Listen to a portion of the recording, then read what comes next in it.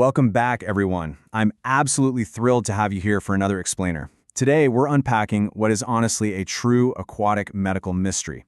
It's something that strikes total fear into the hearts of fish keepers everywhere, but it's also deeply misunderstood. We're talking about dropsy. It's a terrifying scenario, right?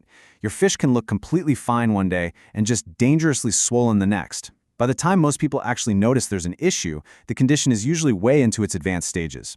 But listen, there is hope. If you know the earliest warning signs, you actually have a solid chance to act before it hits that critical point. You know, there's this saying in the hobby that goes, fish often whisper before they scream, and it perfectly captures the reality of dropsy. If you're sitting around waiting for those obvious screaming signs of illness, well, that's usually a fatal mistake in the aquarium world. So our goal today is to learn how to hear those whispers. We need to spot dropsy early, understand what it really means, and catch those tiny little signals that almost everyone else completely glosses over. Okay, let's jump right into section 1, the big dropsy myth. Here is the absolute core truth you need to wrap your head around. Dropsy is not a single disease, not at all. It's actually what we call a symptom complex. Basically, that means dropsy is just a word describing the visible signs caused by some kind of underlying internal problem. Usually, this involves a massive fluid buildup inside the fish's body. So when someone panics and says, "Oh no, my fish has dropsy," what they're actually saying is, "My fish is showing visible signs of serious internal distress." It's basically a massive check engine light.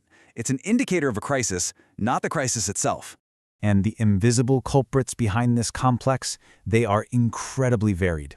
We're talking about bacterial infections, severe kidney failure, general organ damage, parasites, chronic stress, or even just poor water quality that severely weakens their immune system. It's a really wide net. There are just so many different underlying issues that can trigger these exact same visible symptoms. And that, right there, is exactly why early detection matters so incredibly much. We absolutely have to catch that warning stage before the internal damage becomes completely irreversible. Moving on to Section 2, 5 early warning signs. Time to put on our aquatic detective hats. So, it brings up the million-dollar question, doesn't it?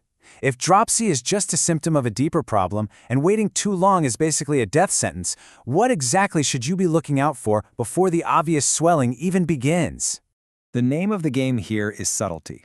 We aren't looking for a drastically deformed fish. We're looking for tiny little shifts from their normal, everyday baseline.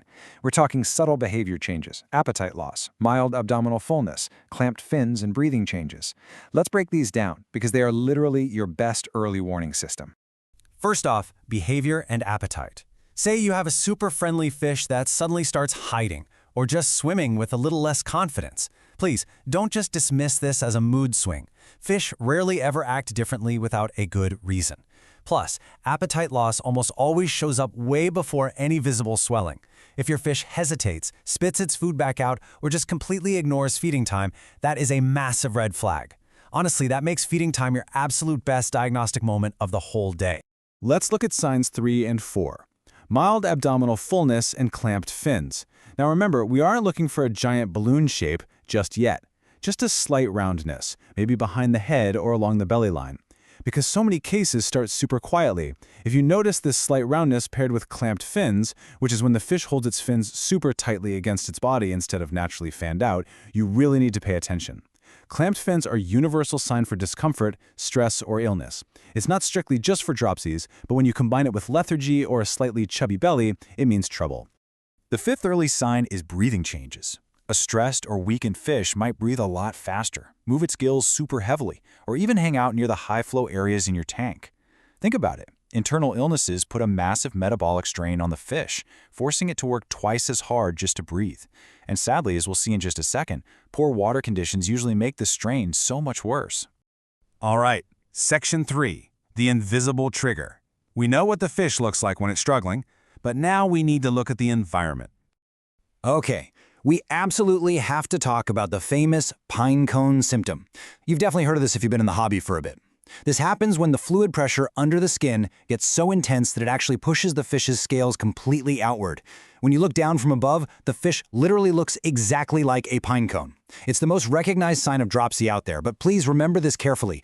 If you are waiting for pine coning to tell you there's a problem, you are noticing it entirely too late.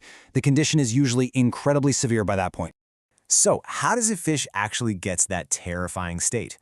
Well, here is where so many keepers make a huge mistake. They focus entirely on the fish and they completely ignore the water. Poor water quality is arguably the absolute biggest trigger behind this illness. We're talking about sudden chemical spikes like elevated ammonia or nitrite, physical stressors like temperature swings and overcrowding, and just general systemic neglect like chronic nitrate stress or skipping your water changes. All of these things slowly chip away at their immunity and damage their organs over time. A fish might actually survive in those terrible conditions for weeks, fighting it off, and then just suddenly exhibit dropsy when its internal systems literally can't cope anymore. And this brings us to a really crucial realization. Sometimes the tank tells the story before the fish can. If one fish seems even slightly unwell, your very first reflex should be to test that tank. Check your ammonia, check the nitrite, the nitrate, the temperature. Make sure those filters are actually doing their job. Look around for hidden organic waste. You also need to retrace your steps for recent stress events. Did you just add some aggressive tank mates? Did you go overboard cleaning the filter and accidentally crash your beneficial bacteria? Stress tanks their resistance and just kicks the door wide open for disease. Section 4. Lookalikes versus true dropsy. Before we start panicking over every single chubby fish, we need to separate true dropsy from the lookalikes. Because sometimes a round fish is literally just a round fish. So how do you tell if a fish is just full from a huge meal, maybe carrying eggs, or just naturally thick-bodied, versus actually being at risk for dropsy? It all comes down to behavior. Normal fullness almost always comes with totally normal behavior. The fish is active, it's hungry, it's social, and perfectly balanced while swimming. On the flip side, dropsy risk almost always pairs that swelling with a sharp decline in behavior, a total loss of appetite, and obvious signs of stress. It's the combination of the shape and the behavior that matters, never just the shape alone. Section 5, Action and Prevention. We've diagnosed the problem, spotted the early signs, and ruled out those lookalikes. Now, it's time to act. The exact moment you even suspect early dropsy, you've got to kick off an emergency protocol. Isolation is step 1. Get them over to a clean hospital tank with super stable temperatures and gentle water flow. This protects your other fish and gives you a safe little bubble to observe them. Next, immediately tackle water quality in the main tank with partial water changes using properly conditioned water. You'll also want to cut out any overfeeding, only offer really light food if they're actually showing interest in eating. From there, double-check their specific species requirements, like correct water hardness or temp, just to remove any extra compounding stress. And definitely reach out for expert or vet guidance if you can. Now keep in mind, because dropsy isn't just one single problem, there is no magic universal cure. Some cases bounce back beautifully if you catch them early, others involve total organ failure and are just incredibly hard to reverse. But look, because treatment is so incredibly uncertain, prevention is absolutely your best bet.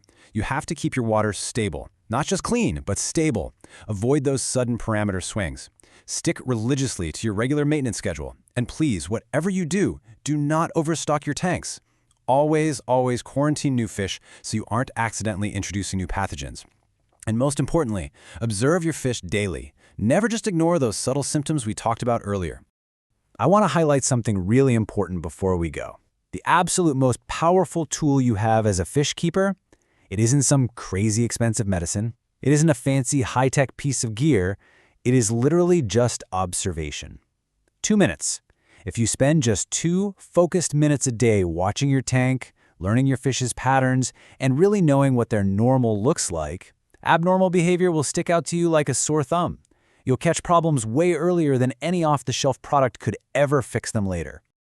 To tie this all together, just remember this core thesis. Dropsy is usually the visible result of invisible trouble. Your absolute best chance of success is to catch that invisible stage, the quiet little changes in behavior, the subtle shifts in their appetite, the unseen water quality issues, long before that visible swelling takes over. So, I'm going to leave you with this question. Are you really watching for the invisible trouble in your tank? Take those 2 minutes today to look just a little bit closer at your own aquarium. Notice the patterns, listen to the whispers. And hey, if you found this explainer helpful, make sure to join us next time, where we're going to dive into the hidden water mistakes that actually cause the vast majority of all fish illnesses. Because as we saw today, prevention always starts with the water. Catch you then.